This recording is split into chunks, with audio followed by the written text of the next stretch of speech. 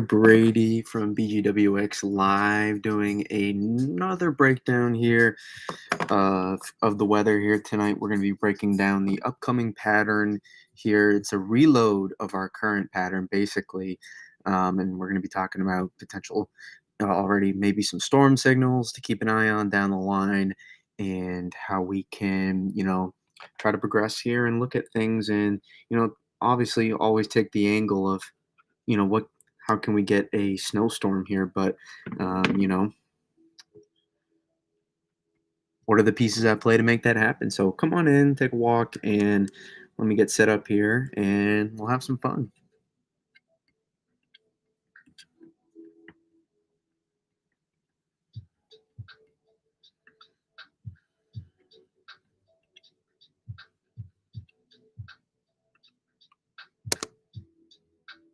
We back, Chef Curry. How we doing? Let me get my trying to get my X chat here.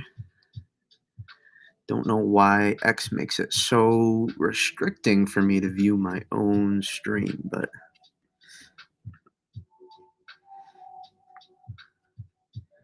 I think that would be a little bit easier. There we go. All right. Let me get my thumbnail cooking. But yes, we are back. We have, in my opinion, we have a lot to talk about here. So very, very, very exciting, in my opinion.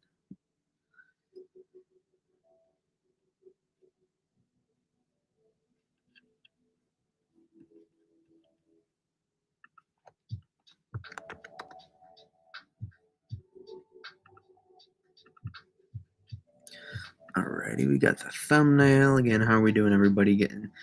Just getting set up here.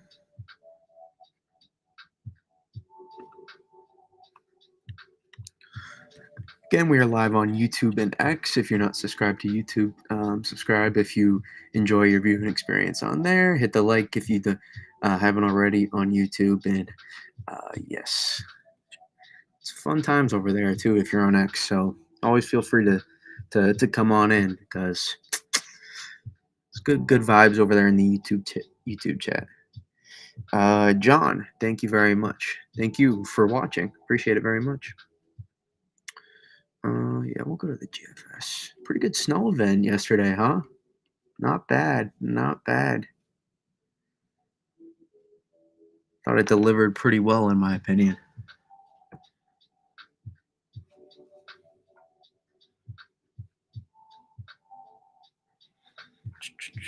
Right, let's get this set up. 500. I have not looked at all at any of the models for OZ yet, so I could not tell you what to expect here. But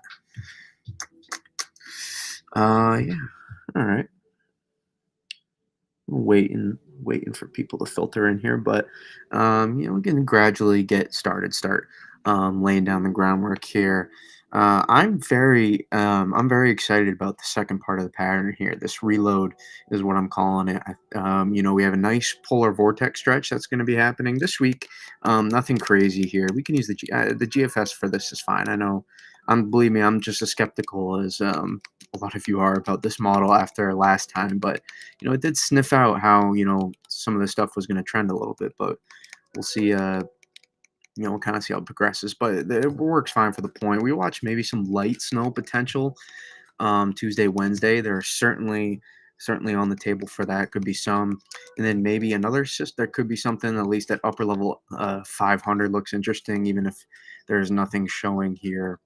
On 500, this certainly looks interesting a little bit for maybe something, but this is what really sets the stage here. If you look to the north here, let me get my pen tool. I knew I was missing something.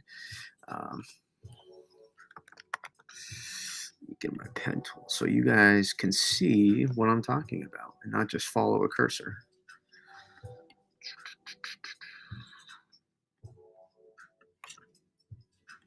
Here we go. There's my pen tool. Beautiful. But if you notice here, as I was talking about, look what we got to the north here. Look at that 480 height line there. It's impressive. That's very, very cold air. And you can see this starting to dig a little bit. So we're going to have a polar vortex stretch event. You can very clearly see it here. And this starts rotating down.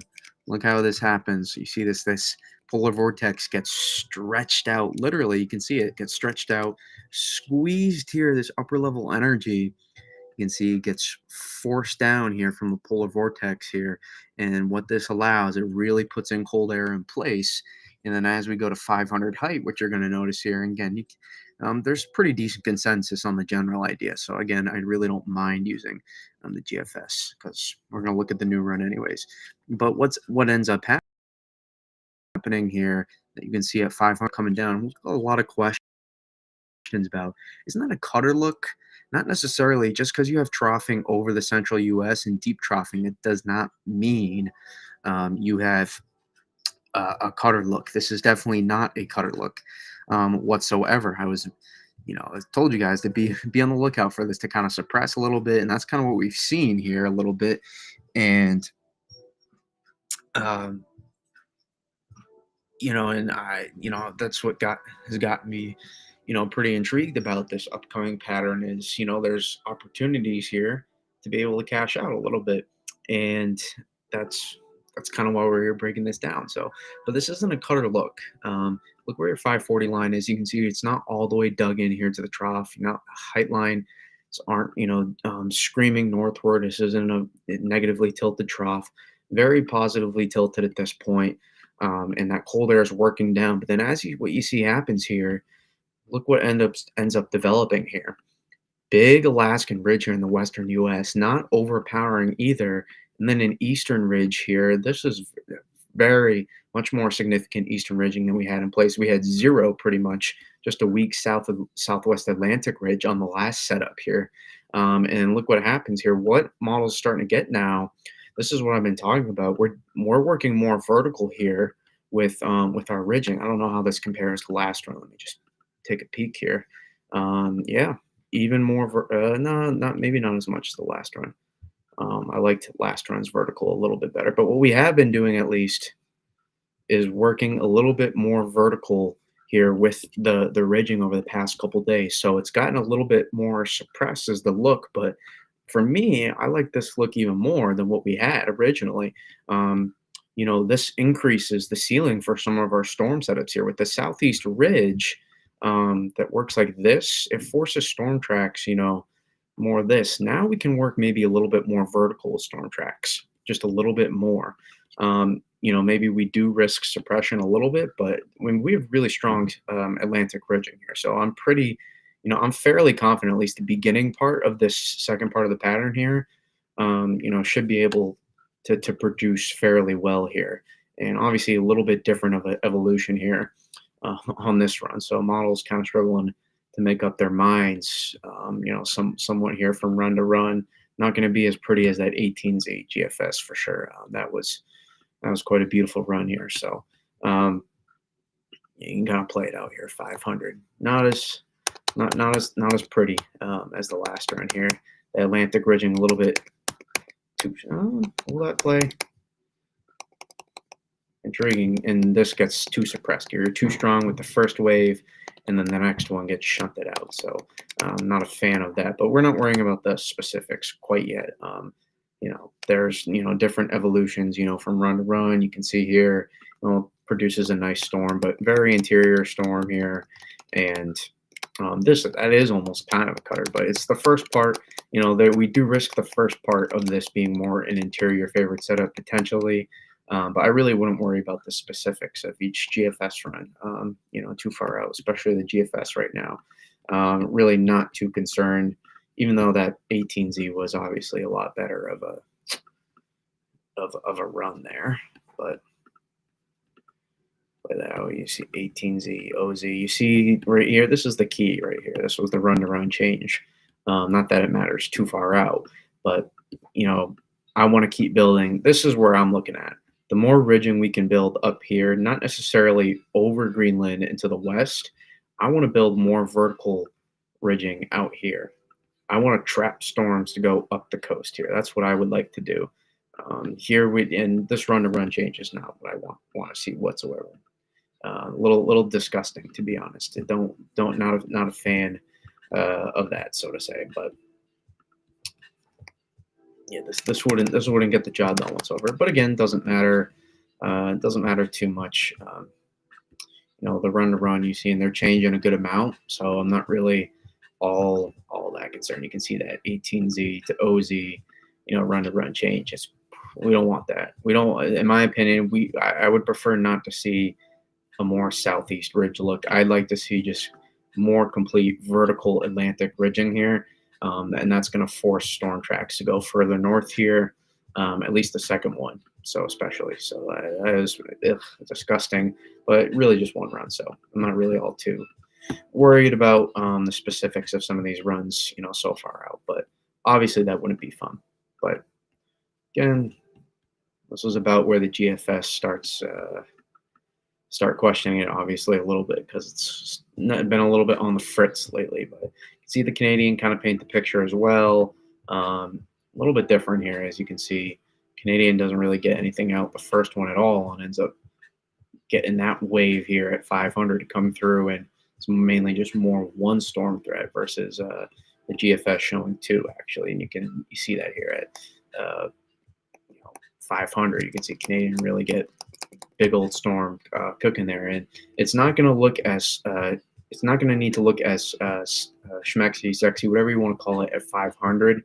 You're not going to need to see full, complete wrap-ups here. In fact, it's probably going to be pretty hard to do, just given the orientation of the polar vortex. What we want to see here, though, we do want to see strong vorts still, but you're not going to necessarily probably see the same wrap-up. If you do, then we're talking a historic storm. But that's beside the point. What we do want to see is we want Atlantic ridging here present.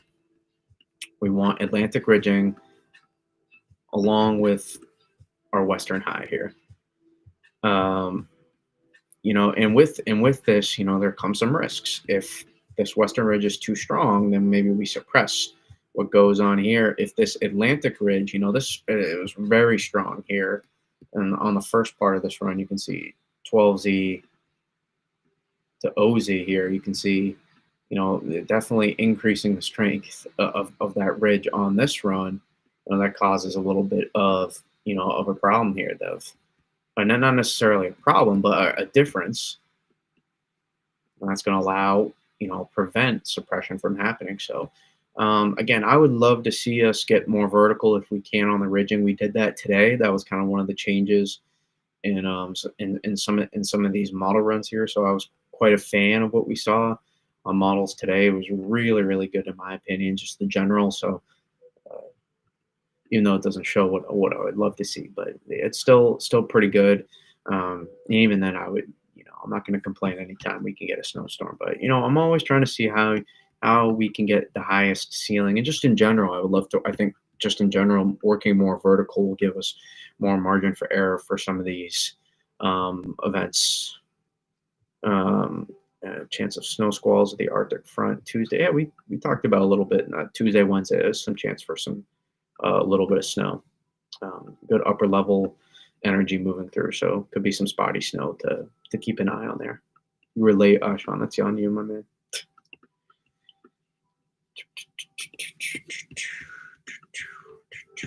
You were late.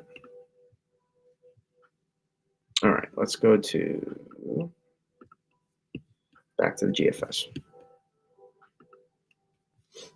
And so I think there's a couple, with this comes a couple of different opportunities here. The first one is the 18th to about the 20th. I think there's an opportunity, and really it could be pretty messy. I think there could be several opportunities depending on exactly when. It's really going to depend on we don't know the specifics yet. It's really going to depend on how the wave energy propagates around the polar vortex here. And this is our again, this is our polar vortex. Big old lobe here with all this upper level energy. That's what we're working with right here. Is that thicker? Yeah. So that's our polar vortex right there. That's real cold Arctic energy. And again, the baseline, just to simplify it, why I'm excited here about this, like we talked about last time here, big old western ridge, a little bit centered further west, the strongest part of our ridge here, more centered over Alaska. Atlantic ridging present to force moisture to go up the coast. Strong, stronger, polar vortex lobe than we've had at any point so far this season. Making a little bit of an interesting symbol on this 500 height line chart. I'm not gonna lie. If you see it, you see it. If you don't, you don't. Um, but so this Arctic air kind of digs down, and over this, we'll have waves of energy either in or behind it, come under the ridge or over on top of the ridge, and you'll see, um, those upper level energy swing through here, and you'll see storm tracks of storms that dig down over the south central U.S. and then we look for to get into the Gulf of Mexico, and that moisture comes up from the Gulf of Mexico here. And the idea is this Atlantic ridging prevents storms from being able to do this and allows storms to be able to do this. And that's what we want. We want storm tracks more up the coast. And I think that's what we get here at face value. So I'm going to try to get away too much from all the specific model runs. And, in my opinion, I think some of these model runs are a little too suppressed, in my opinion, that we've seen over the past couple of days, at least some of them.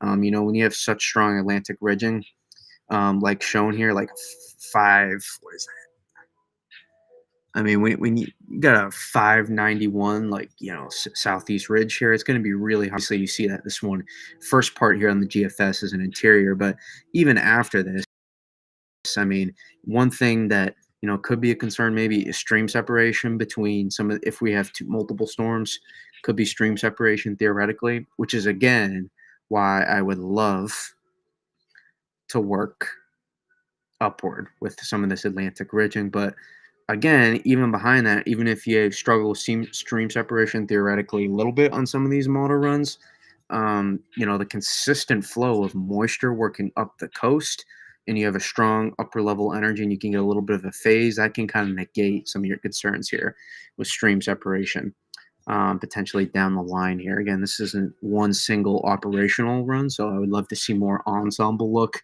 But that's about, it's slowly coming out. The GFS takes forever for their ensembles to come out, so it's always a little tricky. If Atlanta gets another storm before me, I'm crashing. Okay, relax, speed. No need to crash out now.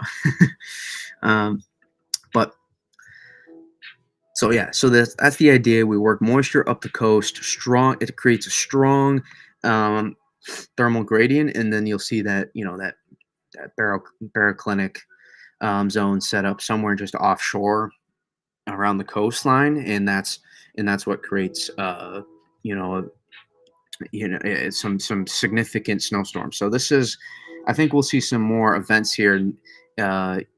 Driven especially by mid-level energy here, frontogenesis potentially.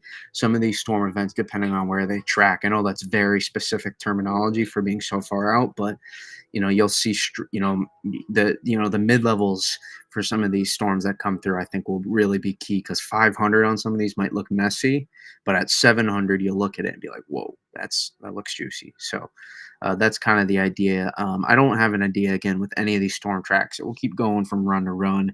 The fact you had such a kind of wild swings from 12 to 18 to 0Z when there's not that much of a data difference, you know of in terms of new data to get at an 18Z, that's a little bit of a dead giveaway that, there's still some stuff to kind of figure out here. But uh, the models are significantly struggling with where to place kind of the upper level energy right now, and where how it interacts with one another, and kind of how that plays out.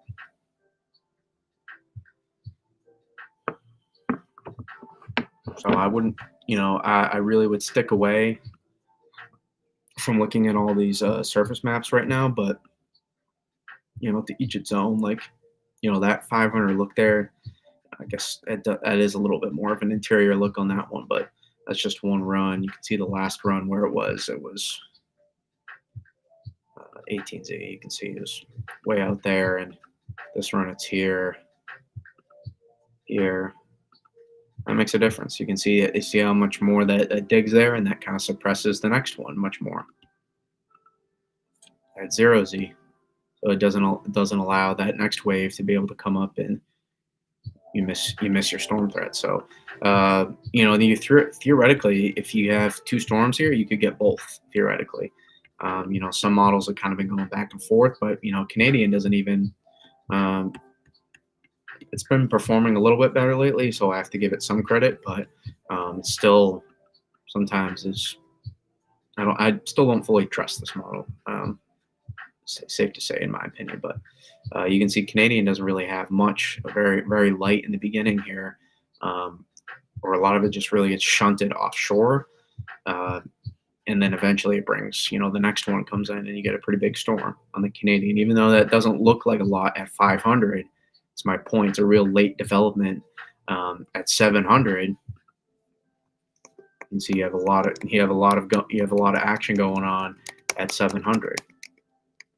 Still not greatly consolidated here. It's a little bit late to the party on that, but it does eventually on one specific run. But again, I really wouldn't focus on a lot of these storm threats, too far out. But there's going to be at least probably multiple opportunities here in this next part. It's technically Monday now, so next week, late this weekend, maybe. Probably late this weekend, maybe, but into next week really is where it becomes. We start looking for the potential here for potential storms. I know that was a great way of framing it and talking about it, but yeah, this is still a pretty good look here. And see, the ensembles did not change as much as the operational did.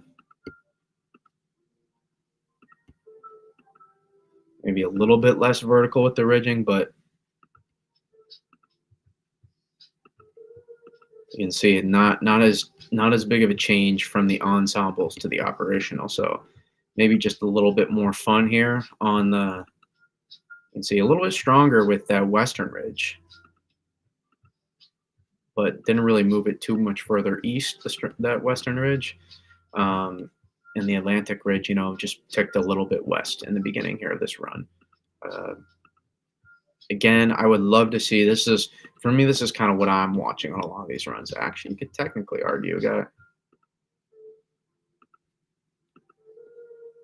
a little bit more of it. It's hard to say. Nitpicking. But again, what I'm watching here, continue to build your origin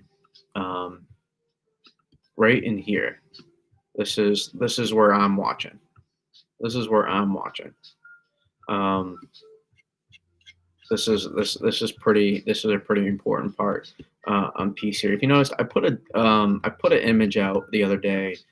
I can pull it up, of the blizzard of 2015. And this is not there was one similarity that I noticed, not the pattern whatsoever. It's not the same. I really try to emphasize that it's never the same, so don't get too caught up in that. So I'm not trying to compare it whatsoever, but one thing that I noticed here that was present, and it's one thing that I would kind of like to see here, is that vertical placement of the ridging. Again, that was a storm where, again, if you're New York City, you didn't get it, but I'm pretty sure you'd be happy with a 10-inch snowstorm at this point. Or was it 11 inches, I believe, at LaGuardia they saw from that storm. 11 or 12. I think it was about a foot at LaGuardia and 8 in Central Park. 20-something in Islip or whatever. I think that one was. Where are you? There we go. This was from Jim Sullivan. This.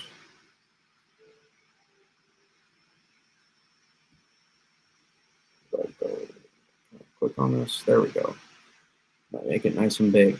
And you notice there are a couple similarities here where you have the polar vortex Again, this is a completely different, pattern here, but with this polar vortex stretch, you have a significant Atlantic ridging. It's nowhere near the same setup, obviously. Your high is centered over Alaska here. Um, just it's a completely different setup here. But what thing you do notice is, you don't have a full negative NAO here. You don't have some big block here. So it's not necessary here for big snowstorms to be able to do that. One thing you do have here, this thing kind of cuts off and you get stream separation um, here between the cold air to the north. So your cold air doesn't work to press on too much, and you're still pulling that storm up. So I know PTSD, but I just bring it up because it's something that I feel like it can relate to this pattern. Obviously, not the same whatsoever, not even close to the same, but if there's one thing when you don't have a full on big west based negative NAO, even here you do kind of end up developing a negative NAO here, but right here I would love to see us be able to continue to strengthen our ridging up here to the northeast. What this is going to allow us to do, it's going to allow storms to get up and out faster, and also it forces that storm track to continue north here. And this is one pattern here where this is one where each two are going to be very much connected. If we have multiple setups here, that first wave that moves through here, that's fine. I can use 18Z. The first wave that moves through, as this comes through, it kind of it will set the path for what's to happen here. So if you're seeing a further, if you're seeing stronger Atlantic ridging here, and we slide this up, and eventually it will cut into the ridge. But if it does it further north versus further east, what that's going to allow is this ridging to build back in or hold stronger here, so that when the next wave digs really deep behind it, that way what we can do is we can dig that up the coast. You can see here, you see how this kind of pushes this ridge out. So the further north we can send this up here, it's going to allow this ridging to build back in nicer, and we can work more vertical, especially up here. Love to see this part of our ridge be a little bit stronger out here over the Atlantic. Forces a storm track to be able to move more vertically up the coast and for a setup pretty significantly. If we don't do that, what I would like to see is I would love to see us increase the strengthening of our ridge from the southwest if we can't do that. So you have a couple options here to be able to get significant snow events in terms of the strength of your Atlantic ridge. You have a couple options here. I don't know the specifics on some of the analogs on how these ridges will tend to trend. I don't have a clear-cut clue on that necessarily to say, but they do sometimes over-amplify them or de-amplify them too much. They do models struggle all the time with strengths of ridges. The longer out, the farther, obviously, they're going to struggle with it. So one of the keys here is just being able, the fact we have our Atlantic ridging here is key, and that's what continues to keep me extremely optimistic. Not out of wanting, but out of analysis. It's not. I wasn't necessarily, eyeing this time frame down for weeks now. The potential, other than noting, CPC's prediction for, or other than noting that the MJO was still going to be rather favorable, and the CPC putting out their outlook for above average precipitation, below average cold. But other than that, I really wasn't, eyeing this down. I really had to kind of convince myself, that this was, I was pretty skeptical about after, these first part of the pattern here that we had. But I'm pretty intrigued about how this can play out, because you're going to create such a nice thermal gradient and an opportunity for storm tracks up the coast. And that's what continues to get me pretty excited about the opportunities here. So I really wouldn't concern myself too much, with the specifics quite yet. Just kind of let it play out here and we'll kind of see how this goes. I actually like the ensembles, maybe even, do I? We held pretty nicely, that North Atlantic ridge in there.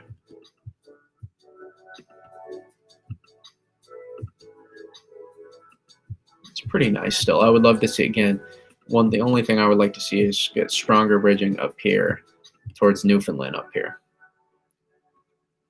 That's what I would like to see, but I mean, that's still a pretty good look. Not as big of a change from the ensembles as the operational was, so that's a good sign. Still, obviously, they're going to change, but not significantly. One change that was somewhat significant from last run to this run was, and even the past couple runs, see kind of reverting more back to an 060 look, not too far off from that 060. One thing that's a little bit different is last couple runs here, and this is why sometimes within the day there's not as many changes as you think. Building back this blocking up here, some of this ridging on this run. So I'll be curious to see if we do have, it'll just be more for specifics rather than everything. But if we do see that negative NAO hold, plus the blocking up here, that would, especially make it for the interior possible tracks and make it even more difficult to do that. But, again, one thing in my opinion, you can't dig this too much here. As long as you hold your Atlantic ridging, I have no problem with continuing to dig your upper level energy and your polar vortex lobe that will kind of press down all of this out there. I don't have a problem with doing that. Just continue to hold. What you want to see is continue to hold your Atlantic ridging here and be able to sustain that through, especially up here. That's where I would like to see. Like, not a fan of it being weaker on this specific run. 18Z to OZ, but I do like it pushing back a little bit. So I do like that aspect for sure. I may actually like this ensemble run better. But again, I really, again, would just like to see us, that I'm really focused on the Atlantic ridging here. I'm not talking about the Western ridge as much, although it is important. It is important. You don't want to push this too much. We have pretty good placement with our Western ridge now. It's been fairly steady, kind of go back and forth, over the day. And then, but it's been relatively steady. If you compare it from OZ tonight to 060, you can see in terms of how far east or west, you can see holding pretty steady in that aspect. Obviously one difference here on this run is, we're pressing a little bit more from north here, from 06 to OZ. You can see on this run, stronger blocking up north here in the Arctic. So that is a notable difference on that run. But again, the general specifics here, I tend to like what we've got cooking here. Just the general. But honestly, I wouldn't mind having less Greenland blocking. I really don't actually, in this pattern, I really don't want too much. Again, I really want to focus. Any Greenland blocking that we do have, I would like to focus it again, like I talked about. Here's our ad break right there on the music, but I would like to focus it here. This is where I would like to focus it. I don't want to create a weakness in the ridge further east. I want to create it further north. Again, models will kind of work, and this will also be in part of specifics and how the upper level energy works itself out here. But you have an opportunity where this isn't like you can't convert on multiple opportunities here. This is kind of this reload here of the pattern is an opportunity where you can get multiple. Like we could be tracking one, and then all of a sudden on the heels, a few days later, we could be looking at another one. So you're gonna have, because the waves are gonna be propagating off that polar vortex here around it. sliding around and working up the coast. And then it's a matter of once it gets, are we working here?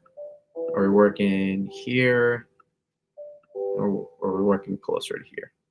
That's kind of, what we're looking at here.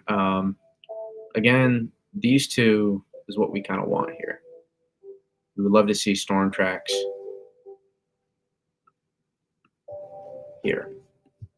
That's kind of what we want to work with.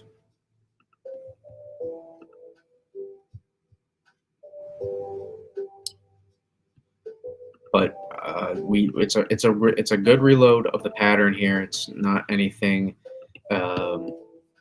it's not a slam dunk, but it never is. So yeah, we do press more that green limb blocking pretty consistently on this run.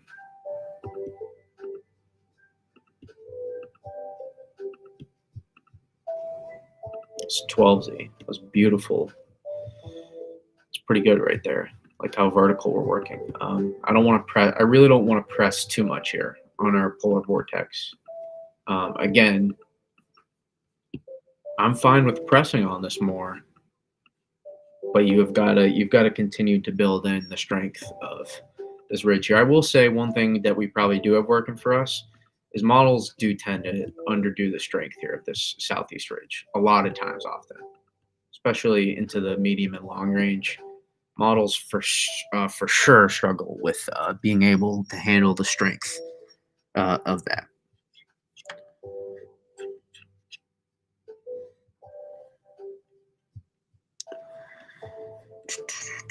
So that was, again, that's their GEFS here. And one thing is the Canadian ensembles out yet? These tend to take a while too. These take even longer. Yeah, the GEFS take. You think the GEFS take long, man? The GEFS take long. The GEFS take forever. We'll look at the Euro. 12Z. Some of the differences here.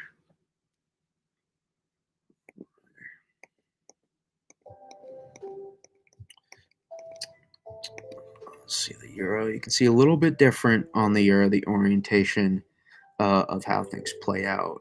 If I slide, do this for a second. Actually, I should probably try to learn the compare feature. Show a comparison. But now how do I get that model? Let me get the GFS.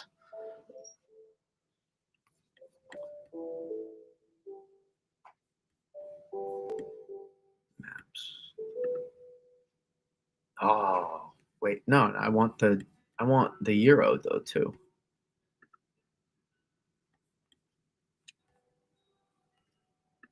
GFS ensemble. No, how do I? Oof. I like this, but how do I?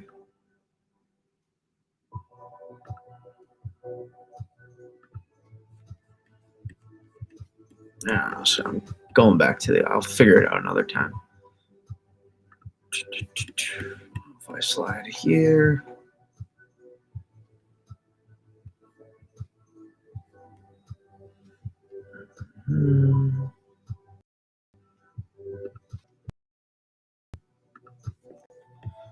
America. No, it's fine. Just give me take off the comparison. Take this crap off. There we go. Upper air heights, 500. North America, 171, so that's 183. This is 12Z we want, not 18Z. Thanks for your input. 183, where you at?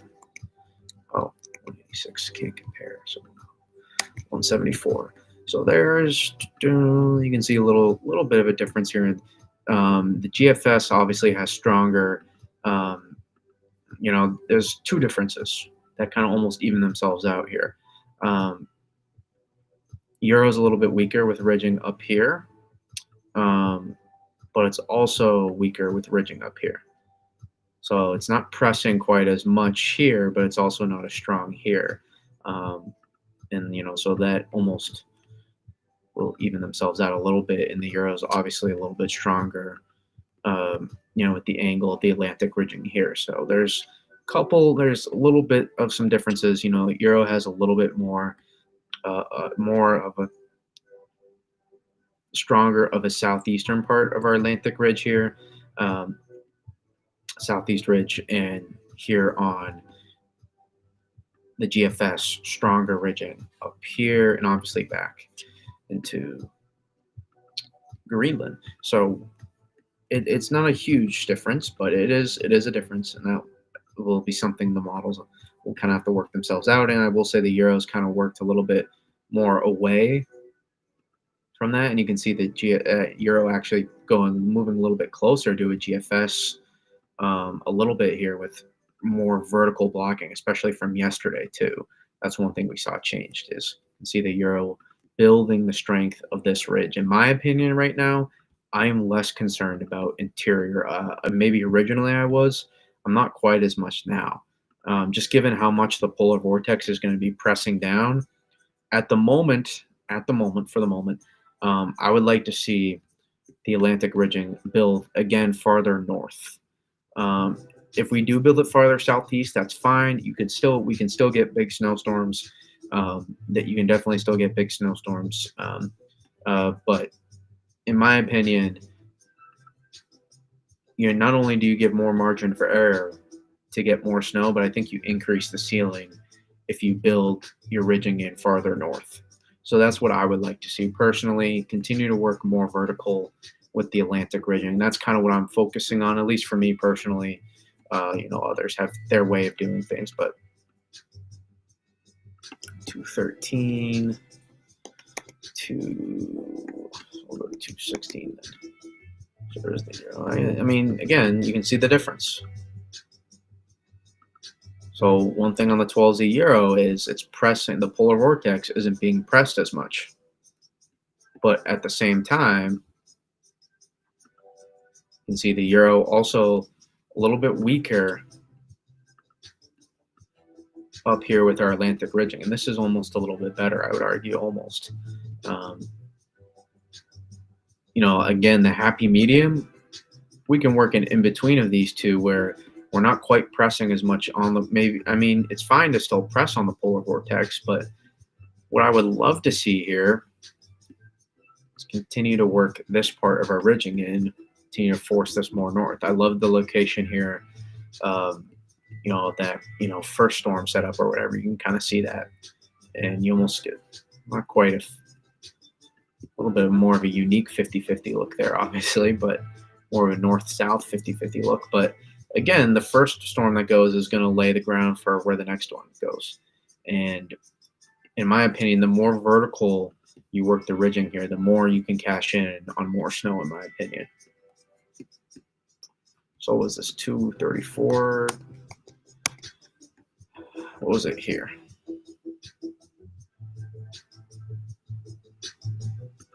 216, so 228.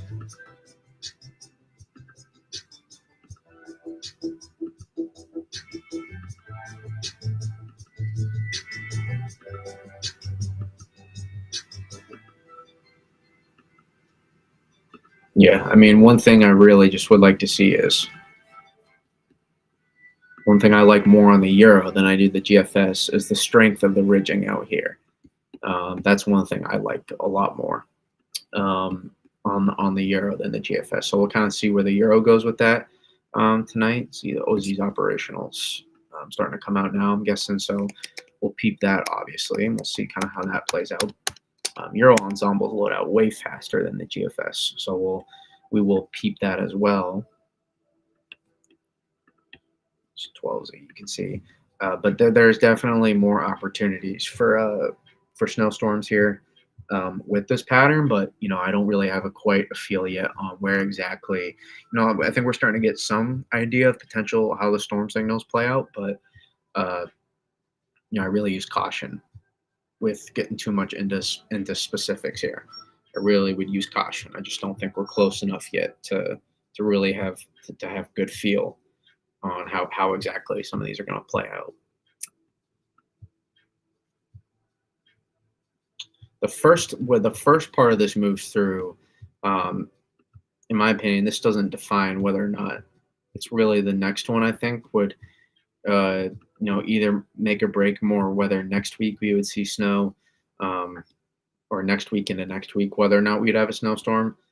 Uh, but this first wave that moves through here, that will be curious. That could theoretically favor more interior, just on first guess here, just with how strong some of this ridging here is in the Atlantic. But this could also be I-95 areas as well. But again, I don't really have a good feel on that, so I'm not gonna speak on specifics of storm threats too much right now.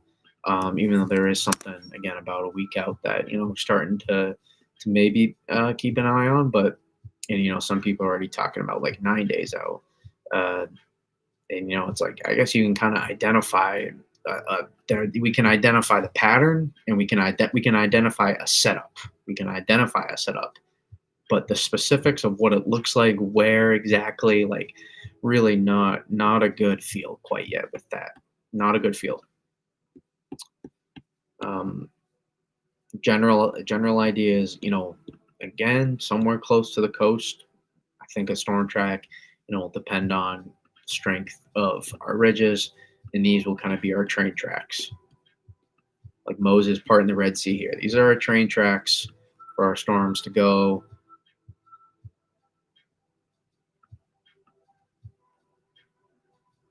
And that's kind of what we figure out then. I'm not really worrying about too much about storm tracks up here too much. Again, maybe the first one, but that's because it's going to move. That first wave won't probably likely dig as much. If it does, maybe that's a concern. But the first part of this will be a little bit flatter, and then the next wave that moves through will really dig. At least that's what's shown. That may not even be right because we're a week out. If the Canadians onto something, then it doesn't happen like that. You don't even get much of a first one. Canadians, you don't even get much of a first one, and it's all more focused on the second one.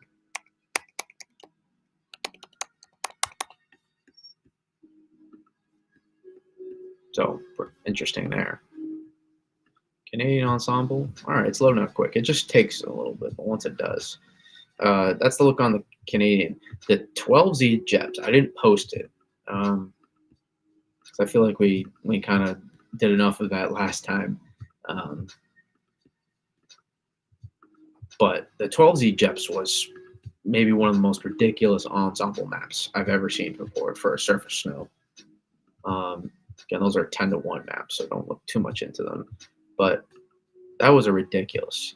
Canadian. One thing the Canadian does have that agrees with the GFS versus the Euro is the strength of our blocking up here in Greenland. That's one thing that the Canadian very much agrees with the GFS about. You can see pair the GEFS here, hour 171 to hour 168. You can see the Canadian's actually even stronger with the Greenland blocking, actually, and just in general the northern blocking. But you can see the angle of the ridge on the Canadian, on the western ridge, much different.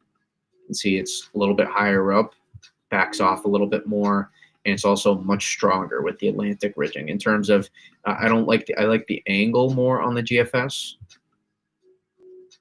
I like the angle more a little bit, in my opinion, just because I'm really hyper obsessing.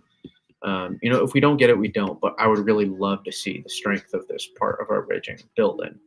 That's where I'm really focusing, like I keep talking about. But it's also, you can see, much stronger further southwest. So as very, very strong ridging all present in the southwest Atlantic here, and that kind of sets up, in my opinion, a pretty good. Still you can still get a lot of good storms. Or not a lot, but you can get good storms out of that. So once the GEFS takes a while, but once it does, it looks like it loads pretty quickly, which is nice. To 183, 183. You can see your difference there. So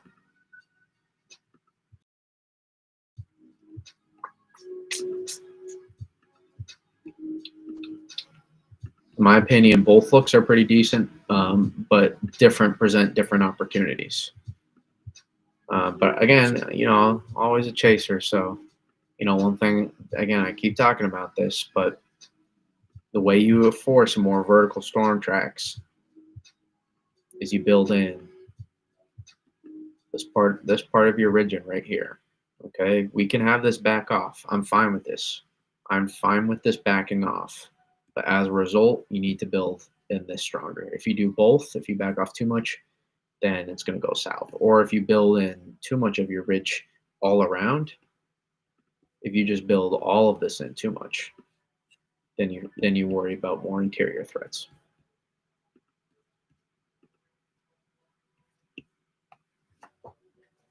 So that's one thing you do risk if you do that, because we still are a little ways out.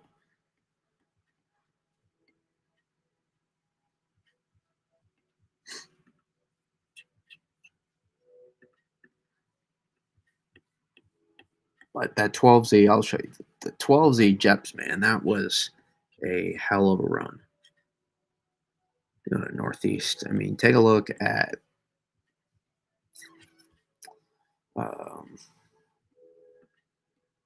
less members, but take a look at that, man. That's an incredible mean right there. I mean, that's a for all of southern New England there. That's a 7 to 12 inch. That's a 6 to 12 inch mean for all of southern New England there. That's incredible. So that was one of the more ridiculous, especially for New England GEPS runs that I've seen, or Canadian ensembles that I've seen before. Look at that too, a 22-inch lake effect ensemble there too, average. So that's a pretty good look there on the 12Z GEPS. I don't know where we're at here. As I compare to 12Z, not that I care too much, but.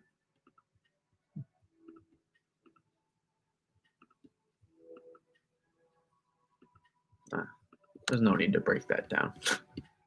I was like, it doesn't matter. So if I slide to GFS, let's see, where are we at, Euro? Already at 180. Fantastic. Euro coming out quick tonight. Let's see what the Euro did here.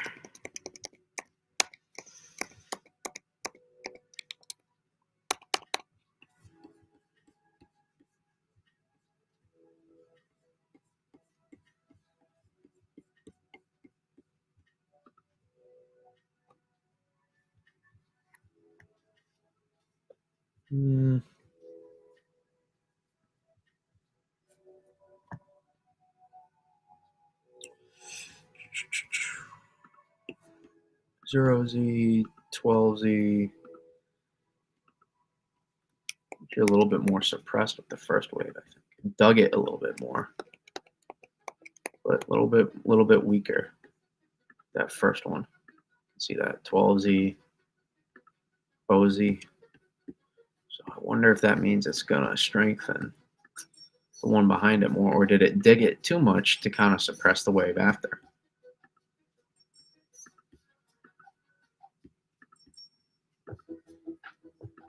Seems like it's a little bit stronger with the western ridge on this run, if I do declare, and it is.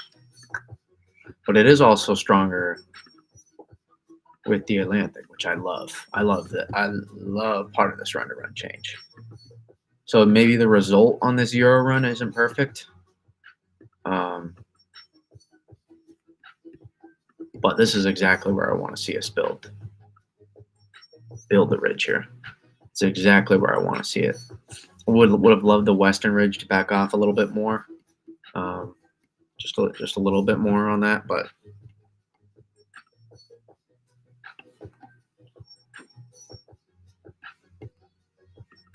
that's a pretty decent run.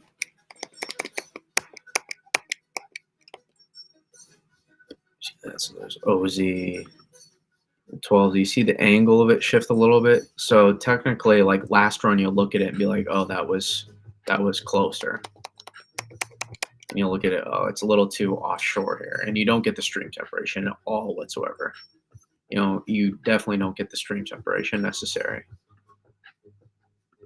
That was one thing you had more. So, but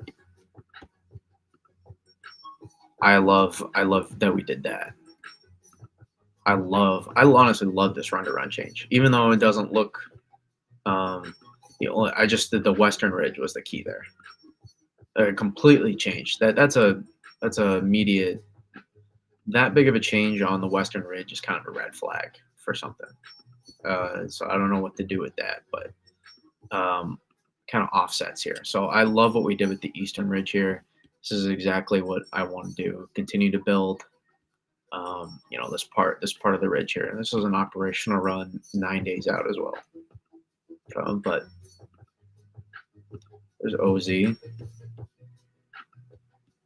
can kind of see Euro just going back and forth. The windshield wipe, basically. OZ last night to OZ tonight.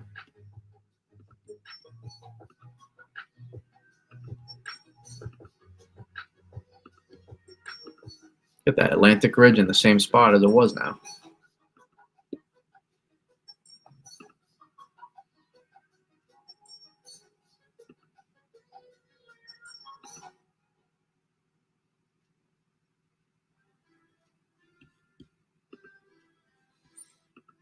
Z.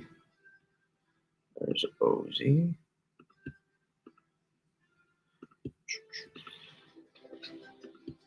But I mean, I like that from 12Z to OZ. One thing it doesn't agree with at all is the blocking up here. Does not agree with at all about that. She has a bunch of different lobes here of the lobes of the PV here. Very much struggling with that. One thing we really can't have that Western Ridge. You would really have to, and unless you amplify this the Atlantic Ridge out here east again, unless you do that again, then we don't want to see that run to run change too much.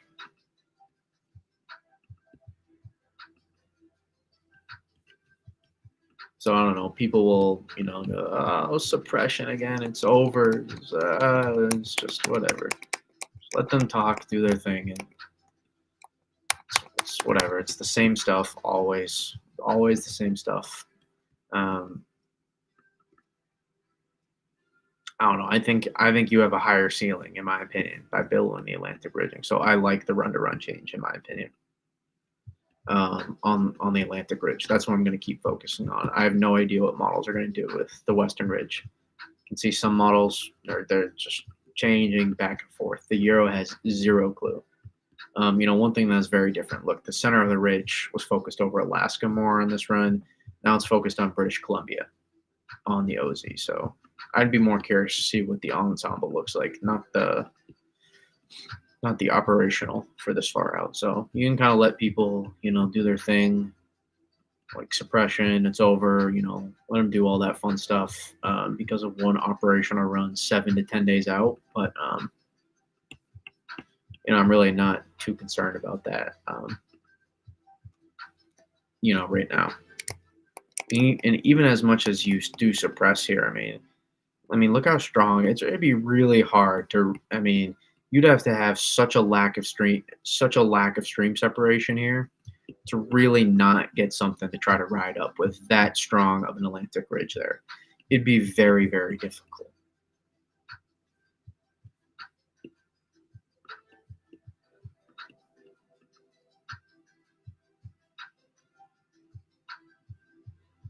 So I don't know. We'll kind of see how that we'll see how this plays out, but I don't mind it. It's what I want to do. I want to, like we talked about, that's my main focus. Anything you take away from this, in my opinion, it doesn't mean, that if we change too much to where we can't do this, then this maybe is not exactly what I want to do. But for me right now, when in doubt, try to go for how can you get the best opportunity for the biggest snowstorms possible. You build in your bridging here off the coast and up north. Continue to build, continue to build it in here.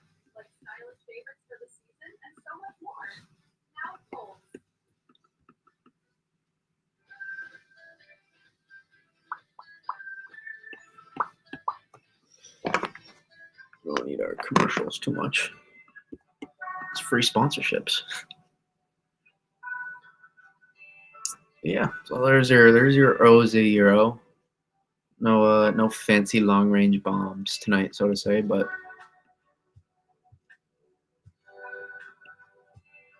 definitely still is our pattern's not going to vanish. That's for sure.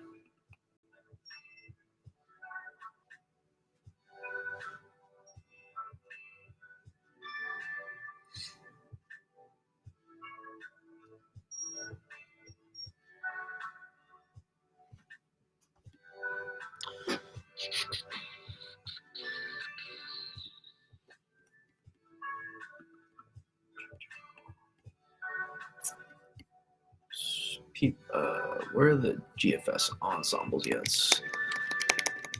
Can we peep some of these panels here yet? I'm curious to see how we go in the long range.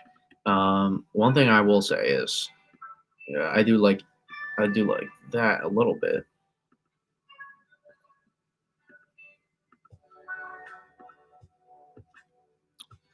It's not, I don't know how exactly the extent is after next week, or after like mid next week, or I should say after like later next week. But there could be more after this too. So you have maybe, I don't know how this, but models right now kind of suggest it could be like a 18th to 20th, and then a 21st, 22nd, and then maybe or 22nd, 23rd, maybe 20, somewhere in that time frame, and then maybe 25th, 20. I don't know. It's hard to say, but the pattern isn't going to magically vanish. It looks like either. There's pretty good support for this to kind of continue to persist here.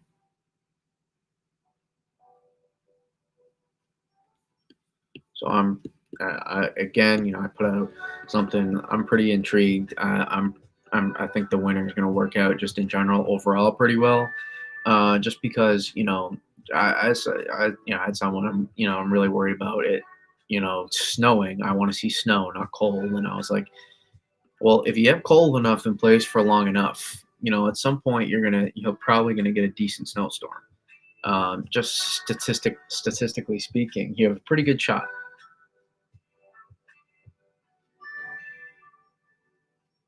So I wouldn't, if you continue to sustain this amount of cold, you'll just get enough opportunities to stack it up over time, and then really it's a matter of time before you get a big one,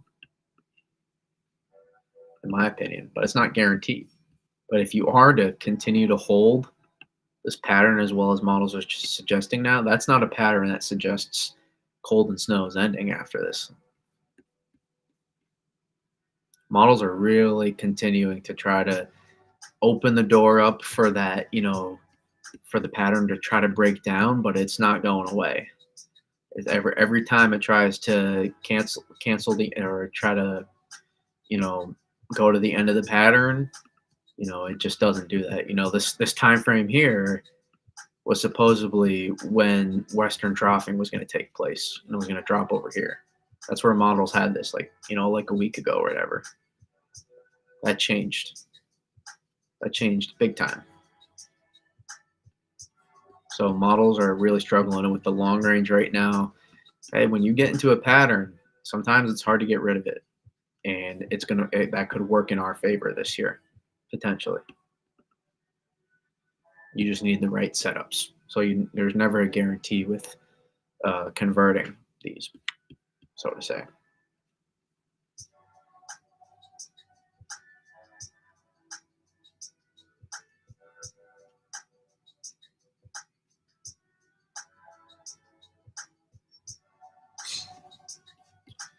Let's see, where are we at with the GEFS? I would love to peep some panels now. Get that.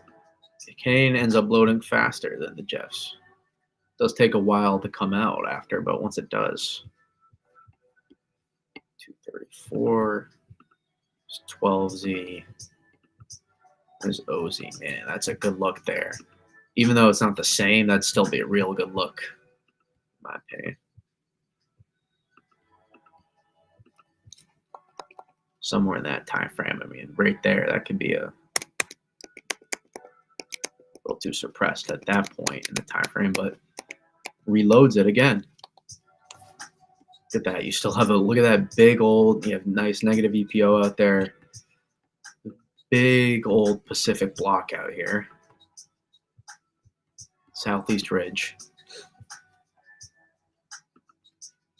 And you're positively tilted with troughing building in here. So it's just going to kind of pinwheel and then slide, and ridge backs off some, and you get more opportunities down the road. That's a real good look there. So let me peep some of these panels here. Let's go to northeast. Go to panels. We'll go to winter.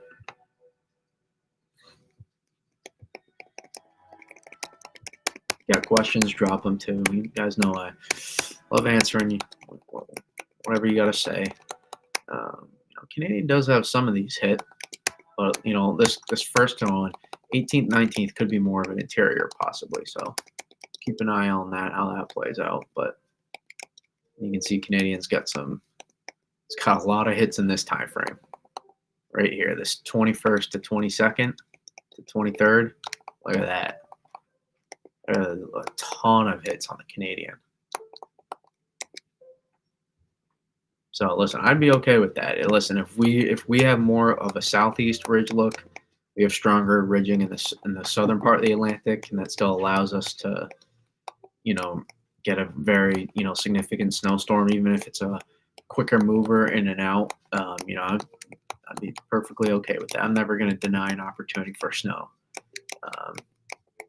Canadian has definitely got some big ones, and even after too. Look at that in that time frame. So Canadian he thought that 12Z Canadian was good, man. This OZ probably gonna have a lot too. Let's see here. OZ Canadian definitely had a lot of good. This OZ Canadian is gonna be some fun, I think. There's a ton of hits here on the 12Z one too. So.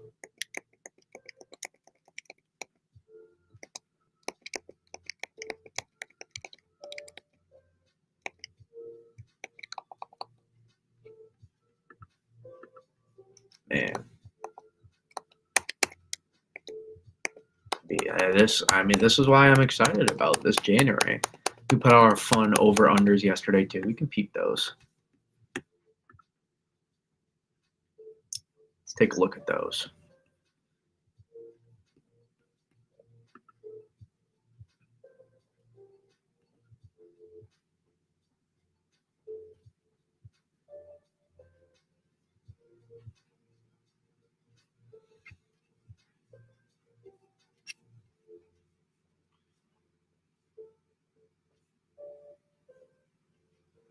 Shout out the Niz. So here's how our polls went. New York City over under I put around 7.5 inches. This is not necessarily it kind of is a guess. But it's just a general. You know what? Let me throw out a number. Let's see what you guys think. This is a number where I was like, this could. I threw all these numbers are like, I could see this happening possibly. And this includes what you had already. So a couple people, even though I put it, including what's happened so far, some still struggled with the reading comprehension part of that, which is fine. I do as well. But we had New York City over under 7.5. This was the only under New York City, probably because it was the first one and more people voted in. We have a lot of people that are just so frustrated with how things have turned out. But I put 58 to 42 under. So that was intriguing. DC over under 10.2. I should note New York City. I knew how much snow a lot of these cities had already, so that these numbers are based off that. So New York City I think they have about 2 inches of snow so far. Um, this January, about I think 1.5. So it's a it's about 6 inches for the rest of January. So we had under on that. Washington D.C. 10.2. D.C. seen about 8 inches, 7.8, I believe, so far. So it was about 2.4 more inches of snow to come so far. And for the rest of January for D.C., we had, yes, 59.5 and 40.5. Boston 10.1 inches of snow. We had the over just barely. It was a close one, just nicked it out there in Boston. 51.7, 40.3 took the over on 10.1 inches. Boston has seen about the same, just maybe a little bit more than New York City this December, or no. I think really only just last storm. That was it. Last system, and they saw about, I think it was about 2 inches. So unless they had, am I forgetting one? I might be. I forget, but 10.1 took the over. Philly. Oh, it was actually under. It said tie on. It said 50-50, but I guess Philly wasn't under, I guess technically too, but it said tie on mine. Even though I could know, I saw 131. So one more vote for people in the over and under. So 66 to 65 in terms of under and over. And Philly 7.6 inches. Philly's seen, I think, about 3 inches of snow so far this winter, roughly. Worcester, I think they've seen about 2.5, 3 inches of snow so far. So it took the over on that. A lot of people pretty easily, 63 to 36. Portland 14.3 took the over on that. People slammed the over 80-20. Portland made 14.3. I believe they have about 4 or 5 inches, maybe I want to say. Portland. So Albany, people slam the over on that 12.8. I think they have at least 5 or 6. They might have like 5 or 6 because they got some lake effect bands, I think, too. So they've done pretty well. I maybe could have put that one a little bit higher.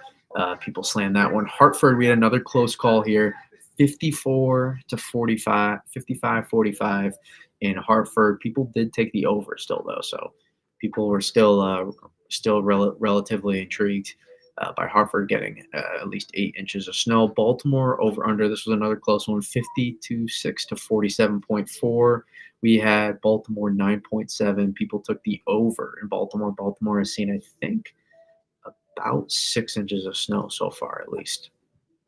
I think about 6.5 maybe inches of snow. So another 3 to 4. People took the over on that one. Providence, another nail biter, 51.9, basically 52 to 48. Providence, people took the over though, just barely, 8.2 inches there, and by 2 or 3 votes. A few votes, it seems like. A lot of close ones. A lot of close ones here. Binghamton, 22.5 inches. People took the over on that one. Binghamton's already probably cut at least 8 to 12 inches of snow this January.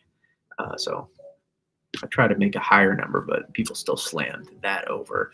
So that was a lot of fun. We may do that again for February, but or even just down the line. I love doing polls. A lot of people love a lot easier to click yes or no anonymously than having to comment. So allows me to gauge where my audience is at. But man, this Canadian, oof, looking at this GEPS here, still. I gotta refresh it. These panels here. Or is it not? No, it's just not updated. Surface, winter. Let's peep the snowfall here. I told you, man, that GEPS is locked and loaded. That was a crazy. You thought that 12Z was ridiculous. Look at that, man. That's impressive. It's actually not as far different as I thought, but a little stronger for Mid-Atlantic on 12Z, but still that's an impressive mean again on the JEPs. That's a pretty consistent look too. Go from OZ, 12Z, OZ, 12Z. You can see there's some impressive looks. 3 out of 4 consistent runs. In fact, strengthening the last 2 runs compared to OZ last night. That's rather impressive. 3 out of the 4 runs though with 6 to 8 inch mean there for southern New England, PA, Hudson Valley. So that's a solid look there. Again, it's a 10 to 1 ensemble map too. So with the Arctic air we have in place, assuming you're not directly on the rain snow line and just northwest, uh, you will probably have a lot of higher ratio snow events as well to work with. I'd assume so, but no need to assume specifics so far out. It's just my mind thinking about it. So let's go to Canadian ensemble here.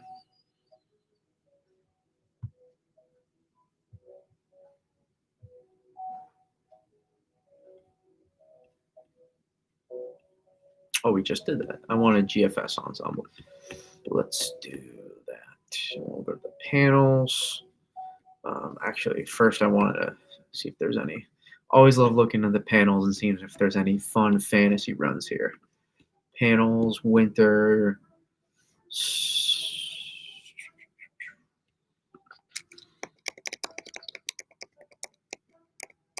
Any crazy ones. That 9's pretty fun.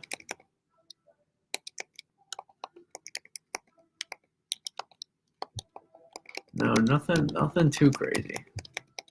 Nothing too crazy. A lot of the crazy is just offshore, or still heavy snow. Some big heavy snow events, obviously. But I always love seeing all those the big pink ones that show up, and that means it's a foot in 6 hours. That's incredible snowfall rates at a 10 to 1 map. So that's always fun to look at there. So let's go to GFS ensemble here. Let's take a peep at some of these panels. They should be pretty well loaded out at this point. Looks like they are. See some kind of mixed here with this. Some of these interior, some of these not in the beginning here. And then after that, that's when your storm opportunities arise here. You can see an opportunity. Look how vertical we're working on member 20 there. Maybe not as many hits on this. Well, there's still a good amount. Later ones too.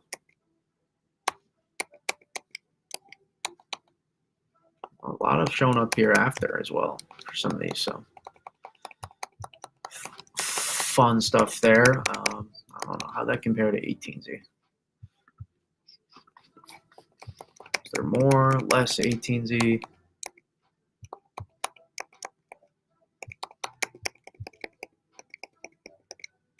Maybe not more, maybe a little bit more on OZ. That's one thing too that can be challenging on some of these. The ensemble means right now is some individual members can really play things out differently here, so it can really differ from run to run. So it's hard to look too much into some of these ensemble means sometimes even at 500. But man, there's a lot of there's a decent amount of looks there. Wasn't big on this time frame.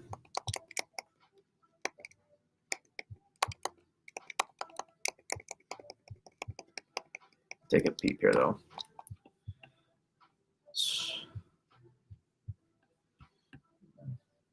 See if I can geek out over any of these. Almost look at that interior one on 30 there, man. Some big southern ones. It's fun to look at, not to eat. It's really just fun to look at. That's it.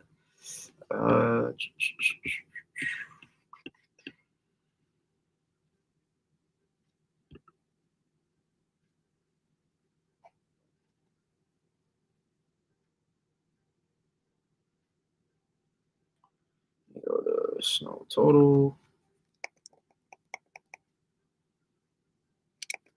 Taking a bit here still. But it seems like it's still going to be a pretty good meet there. 18Z.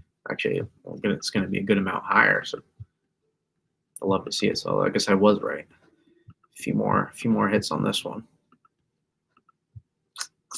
But again, some of these can be skewed here, so hard to hard to put too much stock into any of these, but you always love to see more colors, more brighter colors on snowfall maps. You never hate the brighter the colors, the better, is what I say. Anytime you see those brighter colors. So let's take a peek here. Yeah, look at this still. I mean, holding this look, that's still a fantastic look there. Look at that 18Z OZ. You can see it's turning a little bit stronger with that ridge here. So that supports a lot of these time frames. So that could be another one. Look at that. That's definitely that's another time frame to maybe keep an eye on down the line here. Look at that 18Z OZ, your run change. That's how you got more snow here. You got more of these longer range ones out here. Look at that. So pattern's not going away. Look at that. And even it's just reloading. Look at that. Trough and starts building back in.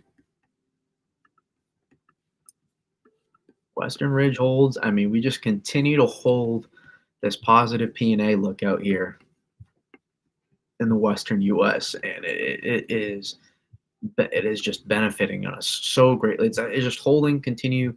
Here's my thing. Continue to give us opportunities. Stop complaining about the fact that we haven't seen it yet, and be happy that we continuously have opportunities.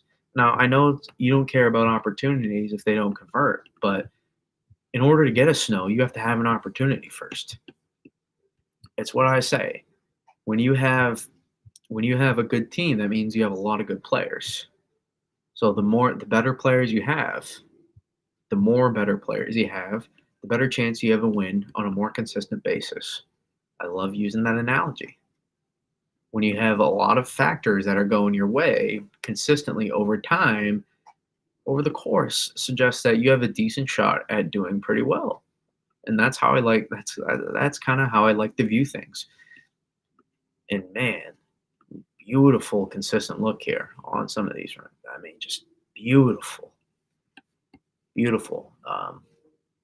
Man, if we can get any stream separation, or either, this is why it's an either or. You can, I'm okay with the southeast. I'm fine with the southeast ridge either way. But really, I just want to get stream separation. That's the biggest thing I want to do. Any way we can get enough stream separation between, we can really. You want your really big snowstorm? That's how you can do it. That's how you can kind of increase your ceiling there for some of those. For trying to get big snowstorms. I mean, that's how I listen. I really don't need like 5. I don't need like 5 8 to 12-inch snowstorms this winter. I'll happily take it, but I won't complain. But for me, give me a couple decent snowstorms. Give me a couple 6 to 12. Give me a couple 8 to 12ers. Like in an ideal winter, like my ideal winter, obviously anybody's is however many major blockbusters you can get, but you get you get 1 month where you get the big snowstorm, and the other 2 months you get one 8 to 12er, and that's it. And then obviously those little events will kind of add up, those 1 to 3 inch events over time, and then you end up around average. That's how you could end up around average. So if you had like a 2-foot snowstorm, a 10-inch snowstorm, and like an 8-inch snowstorm, and you ended up as 18, 42, and then say you had 10 inches going, into this point, which I actually do exactly, be 52 inches. Then you add in a little 1 to 3s, and then that's how you get to probably around 60 inches of snow roughly, and that's close to about what I average.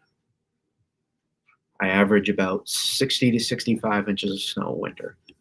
So I'd be right on par. So I'm perfectly okay with an average winter. I don't need to have a ton of major. I just really, this winter, that's what I'm honing in on, that one big blockbuster.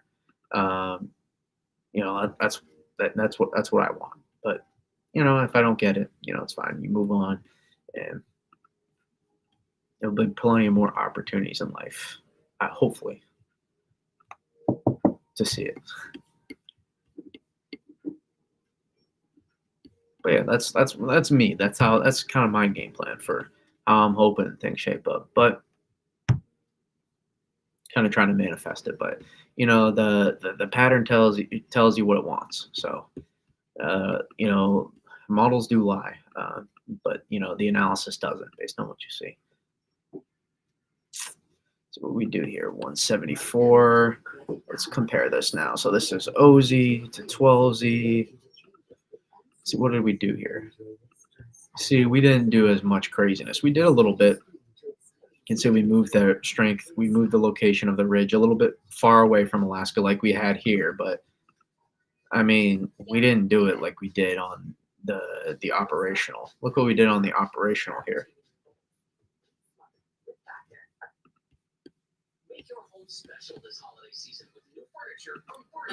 Bernie and Phil sponsorship here. Pay me, Bernie and Phil's.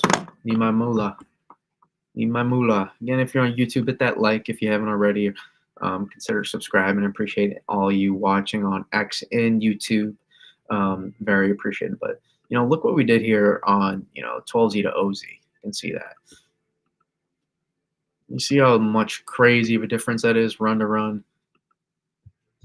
What was this? No, I wanted 174, right? See how big of a difference we had here.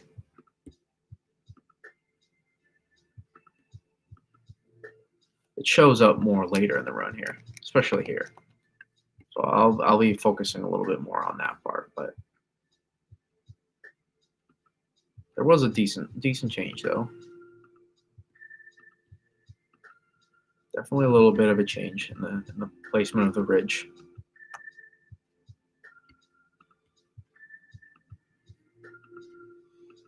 But again, one thing I did like is we built in this. So Euro ensemble, I think, let's peep what it looked. I don't want to keep going back and forth, so I'm just going to pull up.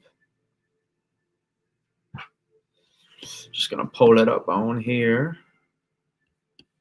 We'll go to upper levels, upper heights, 500, anomaly, North America.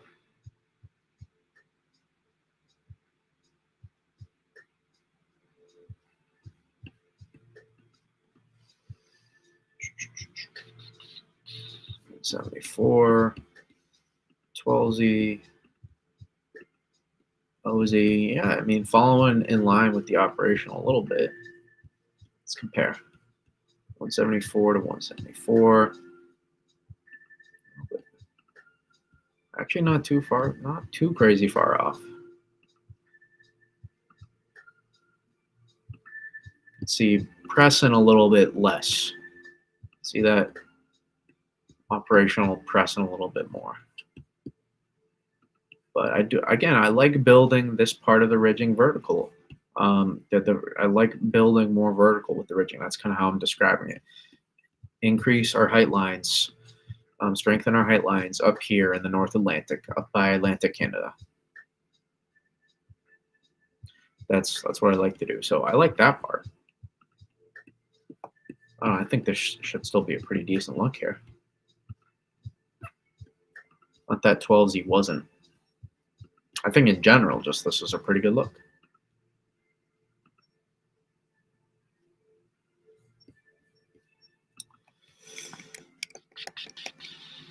See how it does here. This is where bigger changes started to occur here. See, 198. See how much we changed from this run to this run. Definitely not the same. 12Z, OZ. 12Z, OZ. It definitely changed, but not as drastically as the operational. I mean, it's still significant, but it's not unexpected in this range. Damn it, go back.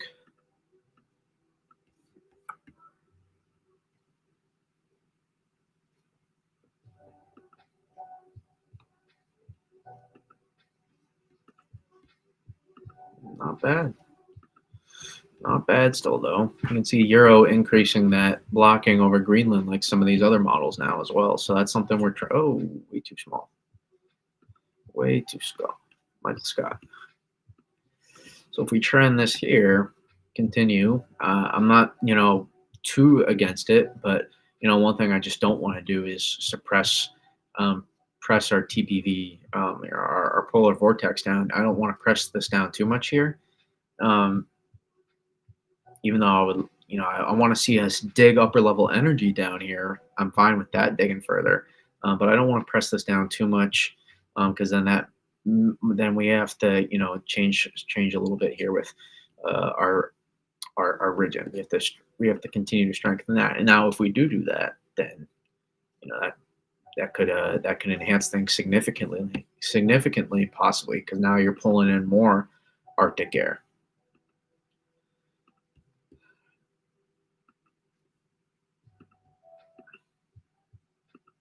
So I'm actually liking this OZ run to run change here.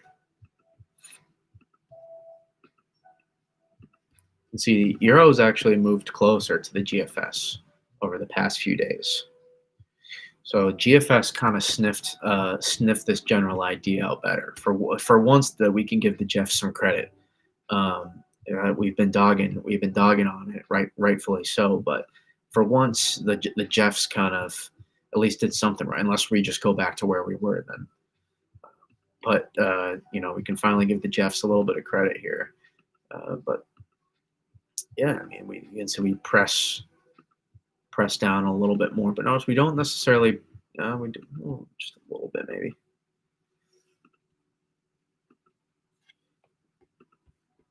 See a little bit different of an orientation here, on the troughing. But I do like continue to build in back here, build back better. I feel like that was a president slogan or something, but um, wasn't that? I don't get into politics on here, but you can see I'm fine with this look here, especially in the longer range too. After I think opportunities galore could still be present after midweek next week. Still very much present. Very, I don't know about very good, but definitely better. Run to run, but we'll see after. At least in this time frame. In this time frame, at least, I want to continue to build. It's fine if you build here. It's fine if you build here. Just in general, I'm trying to get you guys the highest ceiling for a storm here. Trying to work my magic for y'all. What I want to see is I want to continue to see us build back ridging. If it's here, that's fine. Yeah, it's fine, but it doesn't 100% guarantee that you can get something to ride up the coast. A higher guarantee to force something more vertically up the coast and also increase the ceiling for a potential system. It doesn't mean you still couldn't get a very big system with a stronger southeast ridge versus North Atlantic. But if you increase the North Atlantic ridging more up here, what this allows you to do is, as soon as that storm pops off, right? As soon as it starts going off the coast, regardless if it's here, or here, this being stronger, regardless of where this goes, this now forces it way more vertically. That's what you do if you continue to push this further west and build this in more. You can allow yourself to do. Now, one thing I will say is if you do build in this blocking too much, one thing you could do is you slow this down. This is not able to get out as quickly, and you may prevent stream separation for the system here, the 21st, 22nd, whatever. If there is whatever the possibility is with that. So that I keep an eye on that aspect, but it's hard to say right now how exactly this plays out. But it's a little bit too. I'm not a huge fan of the ridge being that strong out there out west, but that's still not a bad look. It's a pretty good look still. A little bit stronger with the ridging, all the OZs out here in this time frame. So you get continued storm track possibilities in the long range as well. Pretty solid. Still solid.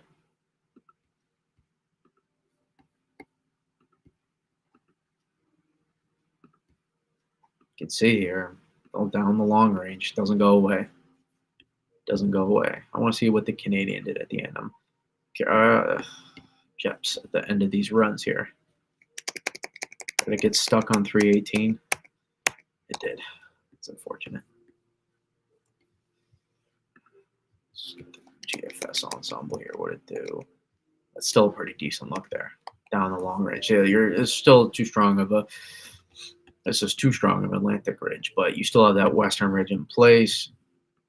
Cold air still trying to funnel in over the central U.S. here, but I'm not really too worried about really, especially beyond hours 300 on some of these ensembles right now, just because how much they're struggling down the road here. Very obvious. I would lean towards the pattern holding more for longer than what's being suggested, even though we may move into a more unfavorable phase of the MJO towards very late January into early February. Some of these models suggesting MJO is going to fly around, though, some of these phases into late January, very late January. So could already be maybe phase 5 again. It's phase, I think, 2 right now, 1 or 2.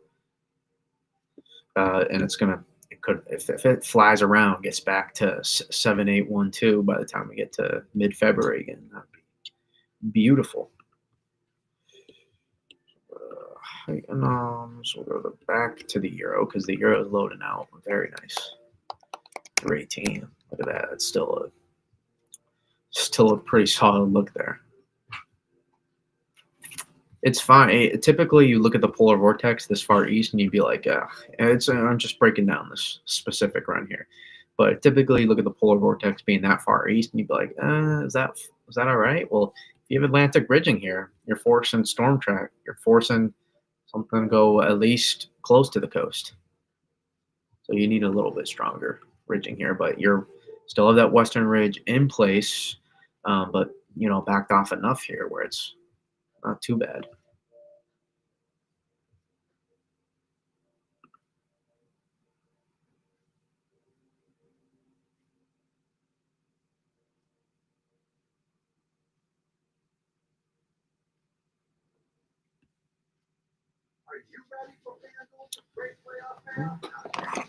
Shout out Rob Gronkowski. All right, let's peep some of these panels here.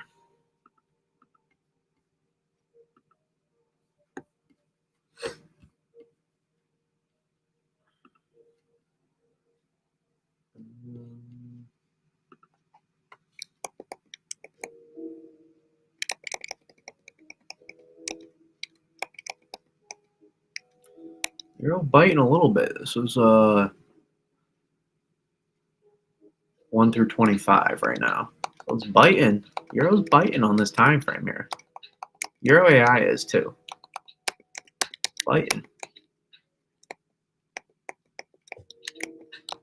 Oh, panels are taking forever. Forgot how long the panels take on the. Hopefully they start loading out quicker. I want to see these. Look at 26 through 50.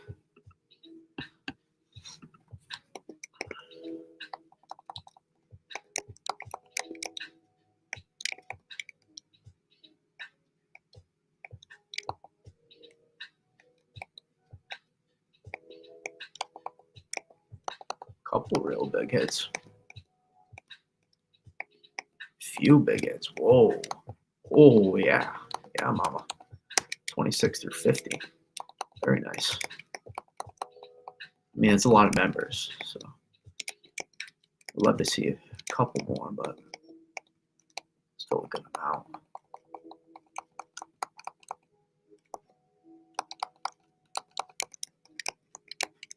Again, it's perfectly okay if sometime between the 18th and the 19th it would likely be more the 18th, but 18th to 19th, it's perfectly okay if that's more of an interior look during that time frame. If there's like a little rain, snow initially along a boundary, and maybe some snow on the backside of something, that's perfectly okay. Nothing wrong with that, so to say.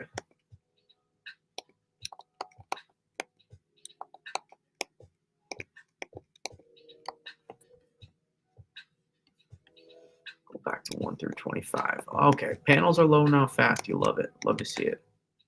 But they're skipping. 234 to 252. 300, it's skipping way out, man.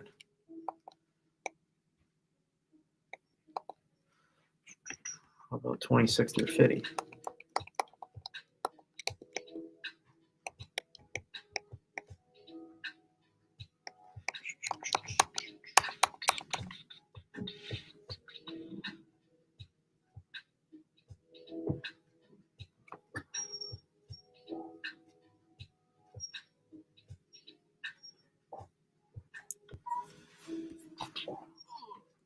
Let's see here.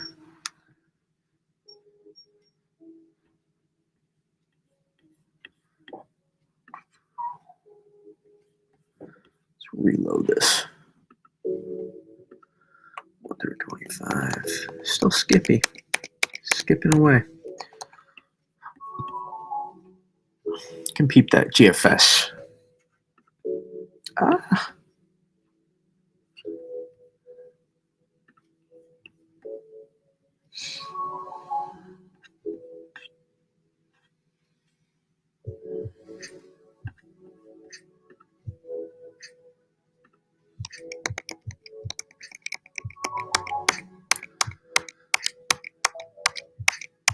Mama, there go that man. Beautiful. Where'd my cursor go? There we go. Yeah, baby. Love it. Love it. Still holds that interior and just increases. Love to increase everything. Always love to increase. Beautiful. Look at that Nova Scotia mean, man. That's big.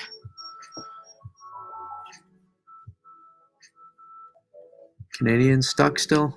Yep. Still crazy. The euro.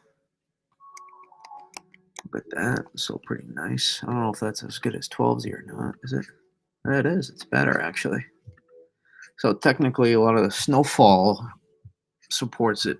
0Z ensembles being better, but obviously it's not how it's not how to operate, but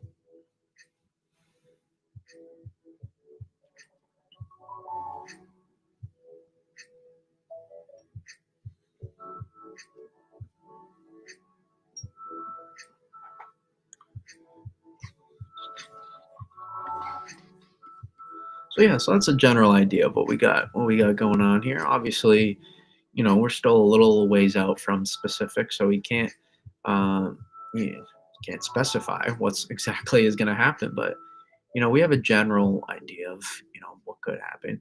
Euro AI was pretty interesting, I will say.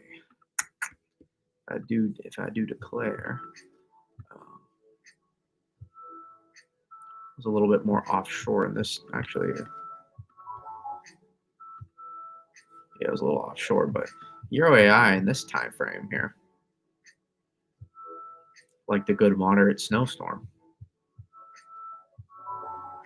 for the 20th. So we'll see if it's eyeing down something. See, it's got something there, and it's trended. It's trended last few runs here for something. So we'll keep an eye. We'll keep an eye on that, but can't really look too much into it until at this point. So maybe in this time frame here, the 18th, 19th, could be a little rain, snow, uh, slop to start it off, but really the focus turns on after the 20th. Likely the 20th and beyond that's kind of where the focus lies, I think, more so.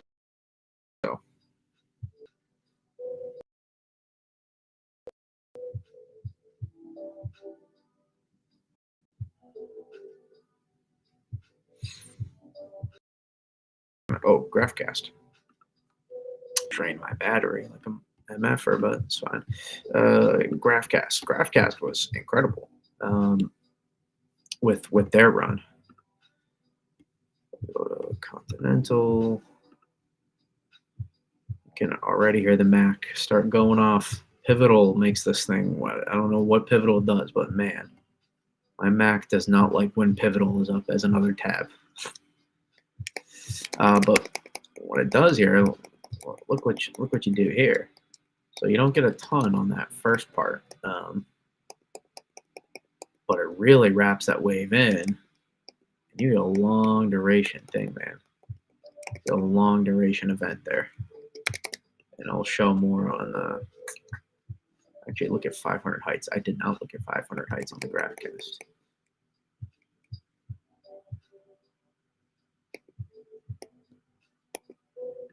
You can do it. There you go.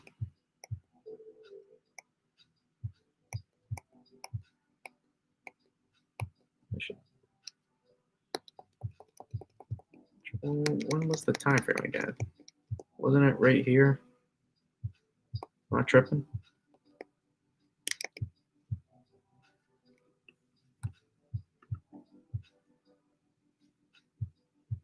How strong that Atlantic Ridge is there on that run, though. 6-hour QPF here, if I'm not mistaken. See the GraphCast.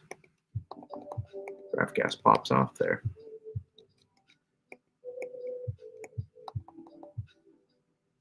Was it 060 maybe that looked better? No, that's still, yeah, GraphCast. Let me just check. It was 060 that looked a little sexier, but that's 2 runs in a row there. The GraphCast doesn't change as much run to run, so kind of will hold its own. So GraphCast is eyeing down that time frame maybe for something 21st, but there's there'll be multiple opportunities here.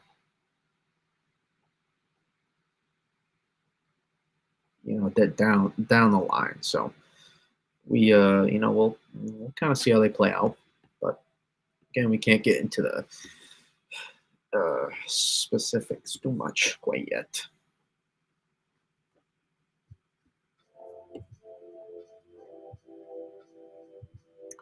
Slide back here. See if these panels are cooking again.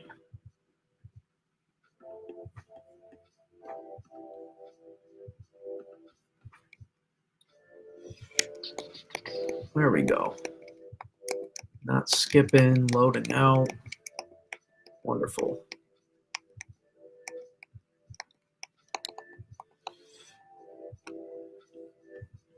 Wasn't too different from last run, so it was a little bit higher, but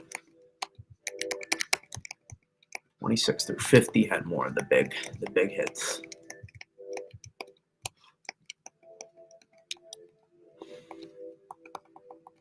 Yeah, we can overanalyze these all day long, but they're just fun to look at more. So for me than anything else, I love more so for entertainment purposes. There's that euro, so 12Z obviously. A little bit better, obviously.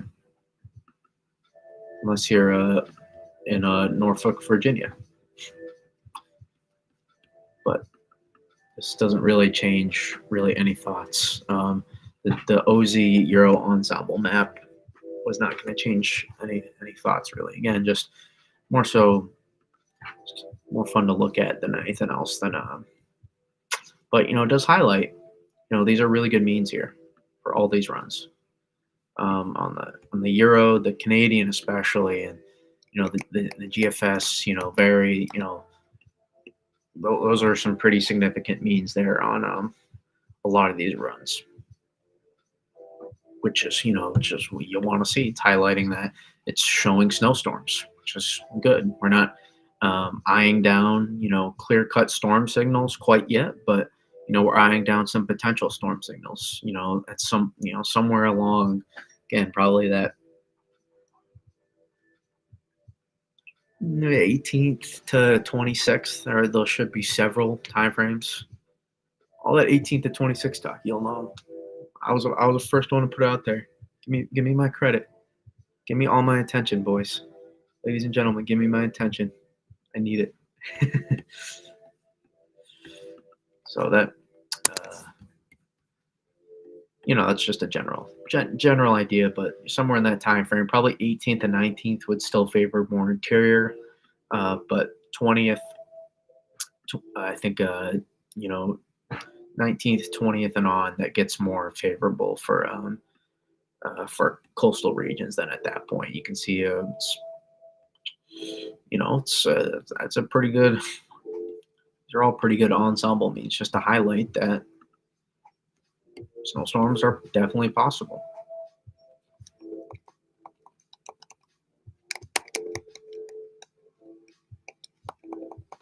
All right, might have been one, might have been something here. I like peeping the panels, like I said, so I'm gonna go back.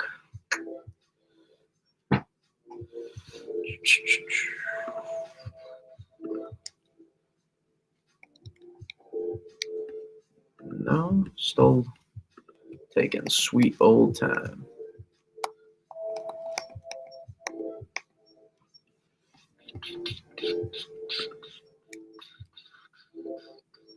Not what I was going for.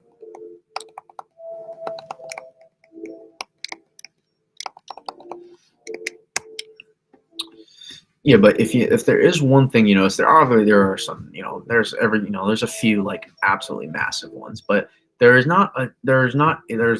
a lot more moderate to, like mini blockbusters is what I call them. Those ones that like have that maxima like 12 to 18 inch, good swath of 12 to 18, but like a general, like 6 to 12, like that, those like those moderate to heavy snowstorms, those kind of ones versus, kind of those very, there's a few of them, but, some of those higher ceiling events. And, that in order to get some of those bigger events, it's going to require some stream separation if the ridge is more southeast ridge oriented. Meaning, it's not maybe the perfect way to say it, but if the ridge is more centered, um, a stronger, and more of a southeast ridge versus strengthening in the North Atlantic, or if we strengthen in the North Atlantic, then that's another way we can get some of those higher ceiling looks, because that way we force a more vertical look. But if you do press down too much with the polar vortex, that is how you could complicate things.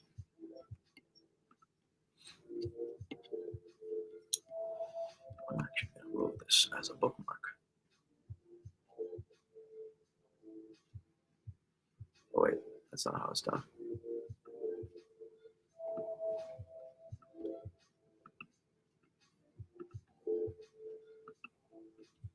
Oh, that's fine. So yeah, that is general.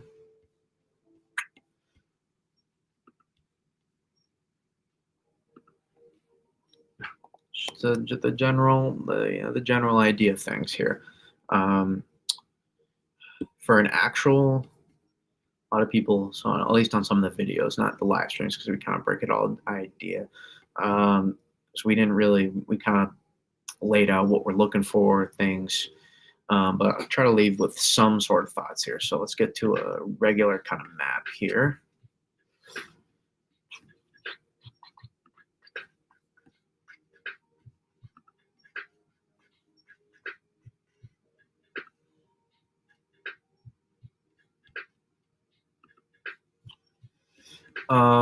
It's fine. It's hour. Were there any fun fireworks in the long range? Oh, there was. Look at that. Fun. Some can back to feedback, but yay. Get that fun. Those are the higher ceiling ones I'm talking about. Like if you drive vertical with it, look at that. That'd be 28 to one day apart from the. Oh, let me peep that first. Let me peep that. Oh, look at that 700 look. That ends up be getting so strong. That thing develops a little bit sooner, man. Oh, Mama, there go that man. Look at that 700 look. Man, let's peep it. Look at that. Look at that. Look at that. There's your 2 foot blizzard. So I mean, it's just highlighting the point that there's really no takeaways other than that, the pattern probably isn't quite ending yet. But that's certainly a look. See how your uh, that's exactly where you want to build your ridging. That's the exact that's how you do it. That's how you do it. You see, you don't dig a trough like so ridiculously much on that one, but you get enough, and you have strong Atlantic ridging present there. That's how you do it. You also have strong blocking continuing over Alaska. So that's why I'm saying, man, right here, this is where you want to do it. Build in the ridging here, and you will allow some extremely high ceiling scenarios to set up here. But hey, we can wait. We can wait till January 29th. I don't mind waiting for it. If you give us some more snow, if you give us a couple nice snowstorms during this time and you give us a massive one, that'd be one of the best Januaries ever, first of all. But I can wait. You actually do dig it pretty well. You get your northern branch doesn't dig that much, but your southern energy initially out ahead does. So that's a fun little long range GFS run there. Even a little convective feedback too. At that point, you've dug your trough negative, so.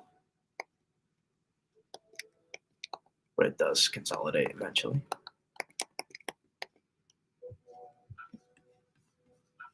Here's the slide here.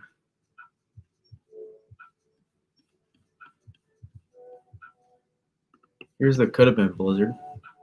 There's the could have been. You can see it's an absolute bomb. Well offshore right now. It's the snow that we got yesterday. But what was I going to do? I was going to highlight thoughts.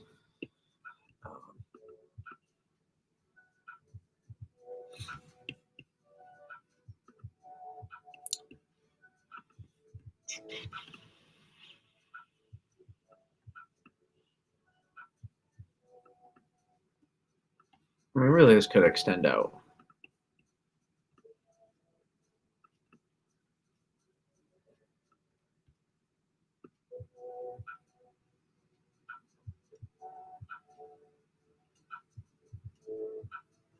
This is kind of the area I'm watching, I think.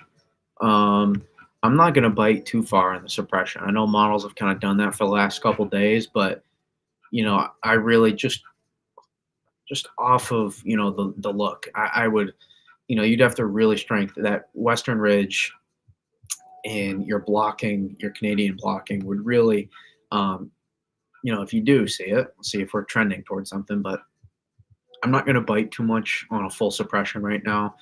I know it's what we have, and it can be hard sometimes to kick what we have out of the way. But the pattern is changing. It's not a full pattern change, but it's a reload. So it's a polar vortex stretch plus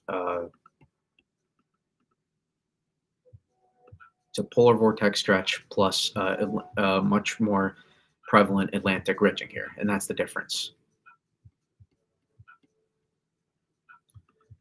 So again, it comes down to a stream interaction, and here you don't really get a clean stream interaction. You're really being pressed hard down here, and you can't really get you can't really get anything of a phase here, so to say. So one thing you don't want to see is this back off. You press more ridging here, well, guess what happens? This tilts up. This tilts higher up. This backs off. This drives precipitation forward. You see how this isn't like going out here and it's driving upward? It's because you have your ridging here. So this can only go, even with a press. Think about this. You're pressing all the way down here from the polar vortex into frickin' Indiana, and you're still going to drive all that precip still to like almost the Carolinas, basically. That's such a hard press, and but thanks to your ridging, but you see what happens since you don't have a strong ridging higher north, it kind of slides out. So if you increase your ridging from further north, that's how you can slide things further up the coast here. And so that's what I'm kind of looking for uh, to kind of develop. If that's the theme you have a takeaway for anything tonight, I'd have it be that. That's kind of what I'm following for right now. No guarantees, but that's what I'm watching.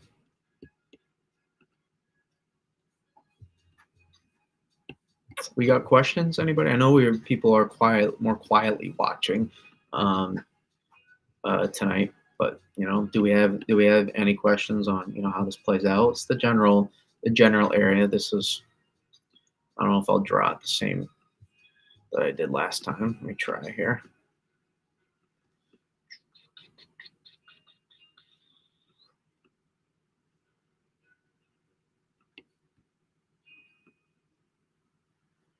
It's kind of whole area here.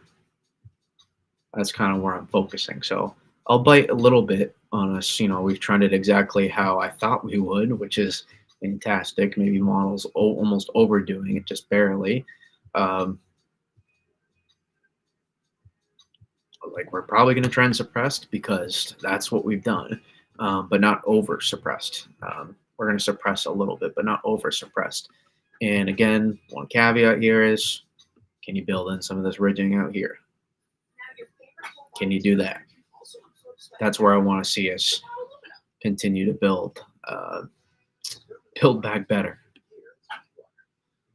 That's where I'm looking at. Can we continue to build these height lines higher up here?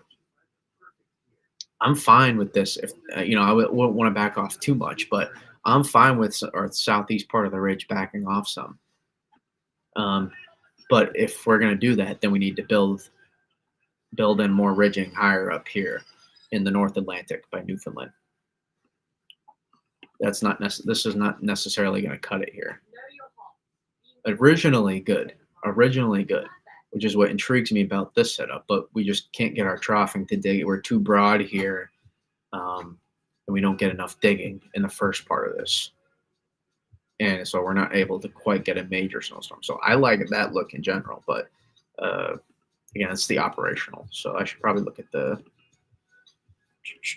GFS ensemble here. But yeah, I really want to continue to build in here. That's where I want to see us build up some of these height lines more. Continue to build in this region. Build back better here. That's what I want to see.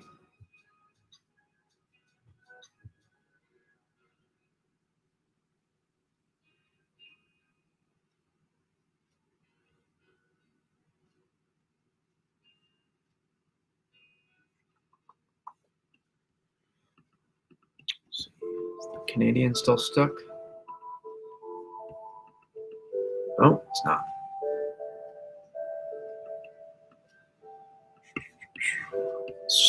Let's see how crazy this Canadian run ends up getting here. Northeast. How's that end up finishing out here? A lot more mixing events. Still fun though.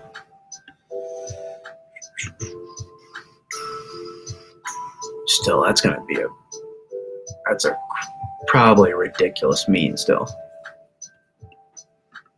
Is that all coming in one storm on that one? Yeah, look at that one. No. Or does it? Kind of.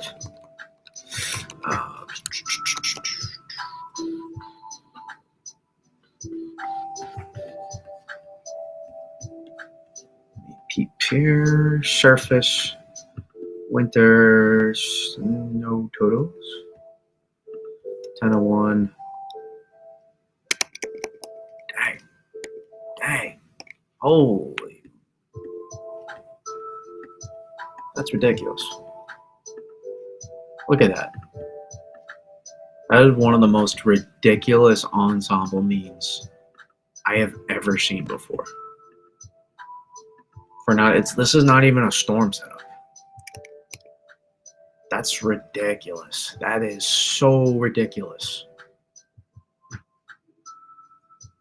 got a 9-inch mean over my house. That is absurd. It's a 6-inch mean in New York City. That is ridiculous. Oh my God. That's incredible. That's incredible. Takes a little bit off Maine. Sorry, Maine, on that run, but that is an incredible mean right there.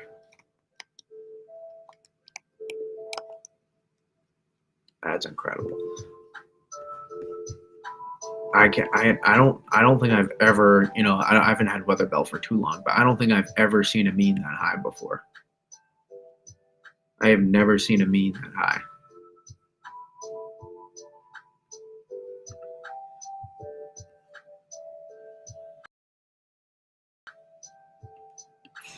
So yeah, and I know. Again, a little light snow possible Tuesday, Wednesday, and then maybe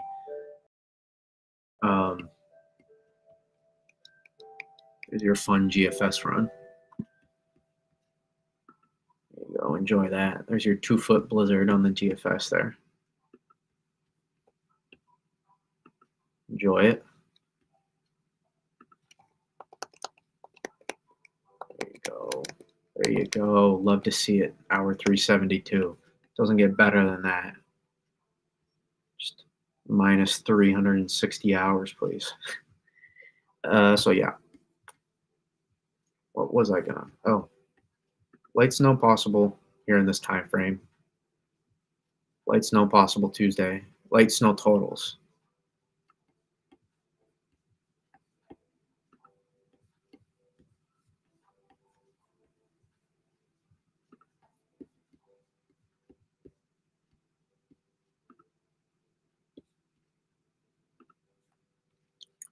See here, maybe some squalls. Maybe some squalls move through the area. Keep an eye on that. Again, interior focused. Interior's done pretty well this winter.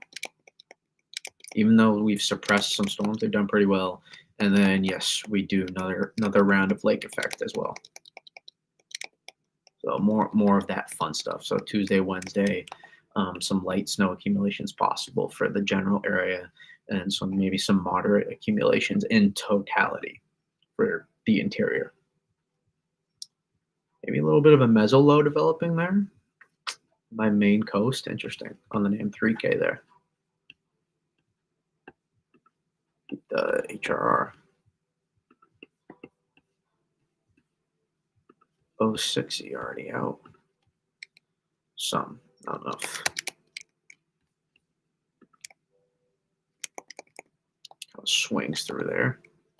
Maybe Monday night. I guess maybe tomorrow night could be some snow squalls, I guess. So Monday night, Tuesday, Wednesday, I guess some snow squalls are possible. Maybe some ocean effect too. I've seen on some models. So keep an eye for some ocean effect snow is possible. I noticed that as well. See, HRR is a little bit more prominent than the NAM 3K. Just a little bit. But NAM 3K does pick up on it just a little later, a little less. So some ocean effect to keep an eye on too, maybe for this area.